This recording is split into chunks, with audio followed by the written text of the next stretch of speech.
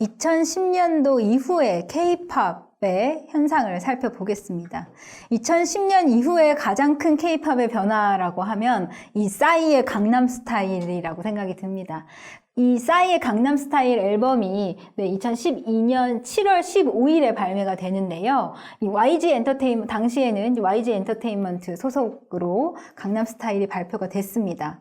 근데 매우 단기간에 이 강남스타일이 국내 주요 음원 서비스 및 빌보드 K-팝 차트에서 1위를 차지하게 되고요. 미국을 비롯한 전 세계 언론, CNN, ABC 등의 관심을 받으면서 이 강남스타일 신드롬을 형성을 하게 됩니다. 정성은 씨 같은 경우는요, 이 강남스타일의 확산의 이 결정적인 요인은 소셜미디어인 트위터다라고 이제 얘기를 하는데요. 왜냐하면 이 YG 엔터테인먼트가 이 소셜미디어를 이제 빅뱅도 2006년부터 활동을 했고요. 2NE1도 그렇고, 이 트위터에 이 YG 엔터테인먼트를 이제 따르는, 좋아하는 팬들이 이 트위터에 많이 이렇게 포진해 있었고, 이 친구들이 이 강남스타일 발표되면서 트위터에서 많이 리트윗을 해줬고, 이 친구들과 더불어서 또 미국이나 영국의 이 뮤지션들이 또 강남스타일의 이 뮤직비디오를 트위터에 공유를 하면서 이 트위터라는 소셜미디어의 영향력을 타고 순식간에 전 세계의 인기를 확보할 수 있었던 것이 바로 이 싸이의 강남스타일입니다. 이 싸이 6집인데요. 지금 여기 앨범 자켓. 이 대표적인 말춤, 이 막국간에서 말춤 추고 있는 대표 댄스를 보실 수 있습니다. 그래서 이 강남스타일이 순식간에 인기를 얻으면서 단순히 인기뿐만이 아니라 YG 엔터테인먼트의 주가와 이 외국인 지분율이 상승하게 되는 후폭풍을 가지고 옵니다. 강남스타일이 어느 정도 인기였냐면요. 유튜브 조회수가 1000만 건, 당시에 1000만 건을 돌파를 했고요. 그리고 이 중독성이 강한 비트와 후렴구로 인기몰이를 하면서 이 문화 콘텐츠로 인해서 이 YG 엔터테인먼트라는 회사의 브랜드 가치를 상승하면서 외국인 지분율이 상승하게 되는 효과를 이끈 것이죠. 2012년 9월 20일에 영국 현지 시간으로 이 싸이의 강남스타일이 유튜브 사상 가장 많은 사용자가 추천, 라이크, 좋아요를 한 비디오로 2012년에 2달 만에 비디오로 선정이 됐고요. 2022년 상반기에 강남스타일 누적 조회수가 43억 뷰라고 합니다. 어마어마한 숫자죠.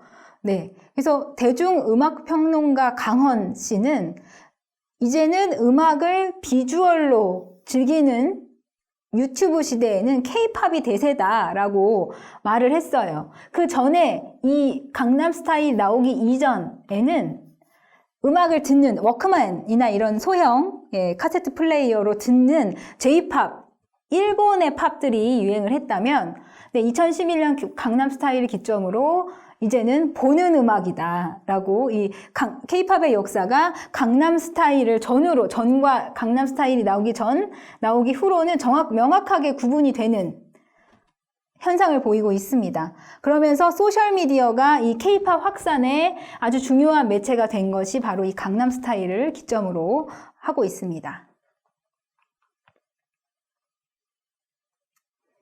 3세대 K-팝 아이돌을 보실 텐데요.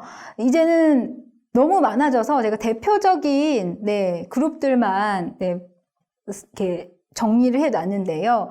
여기에 그룹이 없다고 해서 이 그룹의 해당 팬들은 섭섭해하지 않으셨으면 좋겠습니다.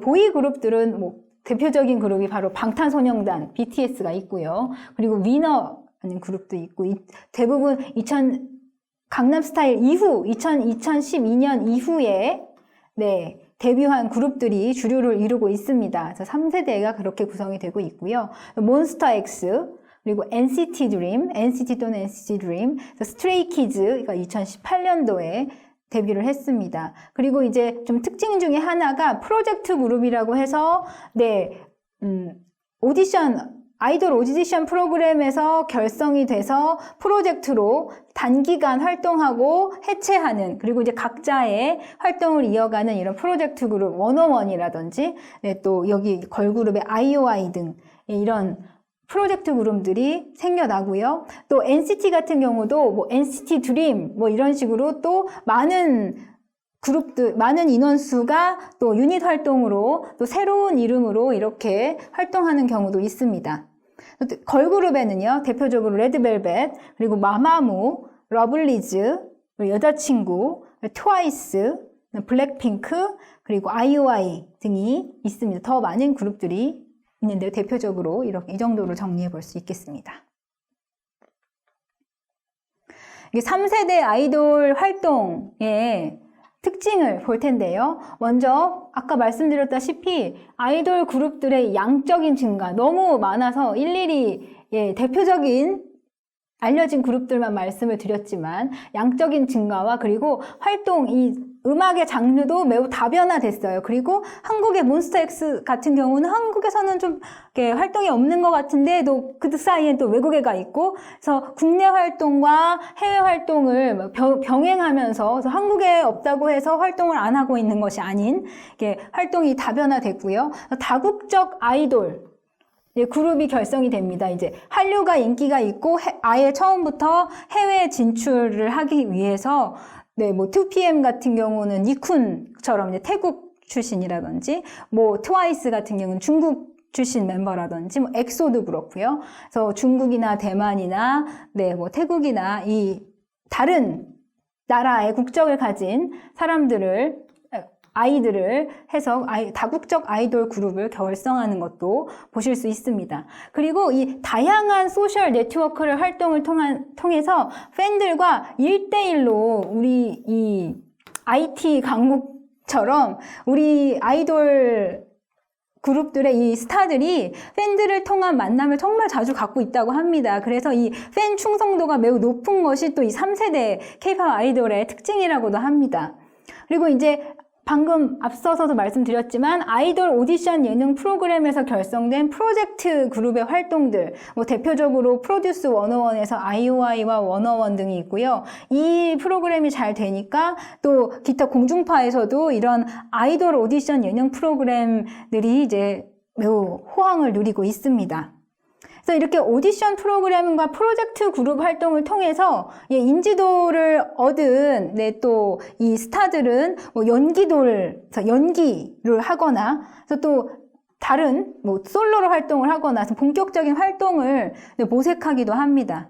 이렇게 세계 음악 시장을 겨냥해서 철저하게 계획된 이 전략적 마케팅을 통한 이 비즈니스 모델화 되는 것이 이 3세대 K-pop 아이돌의 활동의 특징이라고 보실 수 있겠습니다. 그러면서 K-pop 댄스의 중요성이 3세대 가서는 더 중요한 요소로 부각이 되는데요.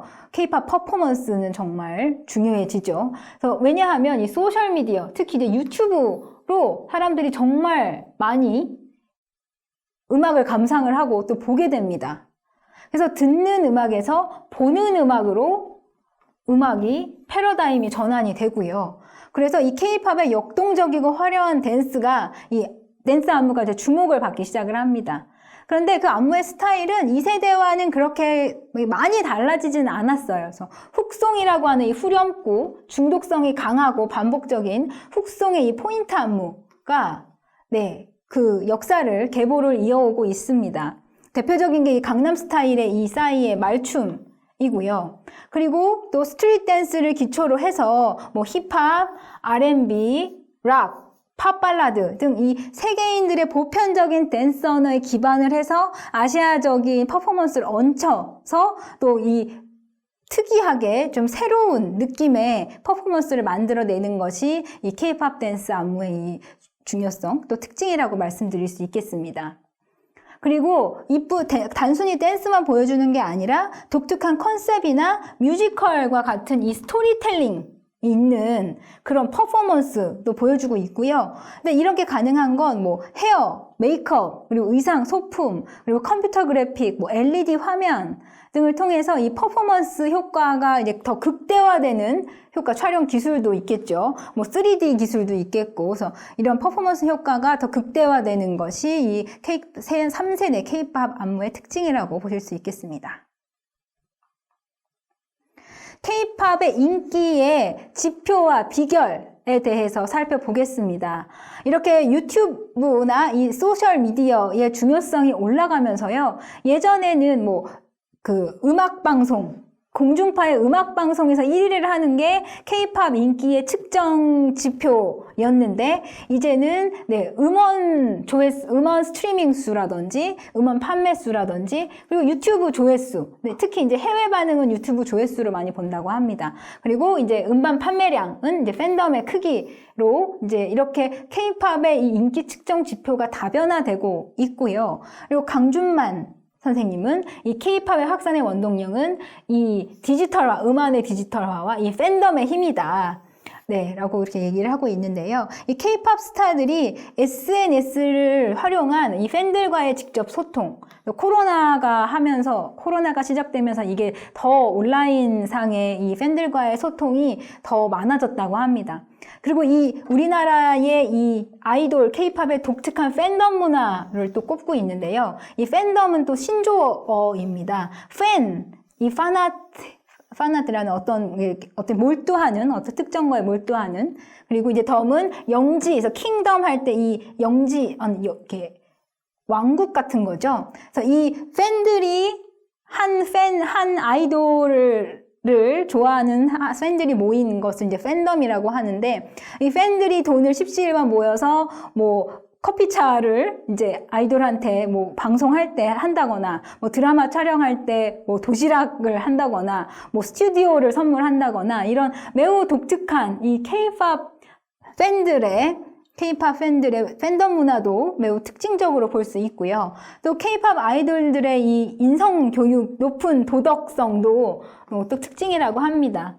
그래서 이 높은 도덕성과 규범성 함량이 요구되는 것이 또 이 K-팝 아이돌들이라고 합니다. 그래서 이수환 선생님 같은 경우는 이 스타들의 공손한 동양적 가치와 태도가 또 유럽인들이 매우 또 이런 거를 긍정적으로 수용하는 것이 이 새로운 문화 혼종 현상이 아닌가라고 평가하고 있습니다.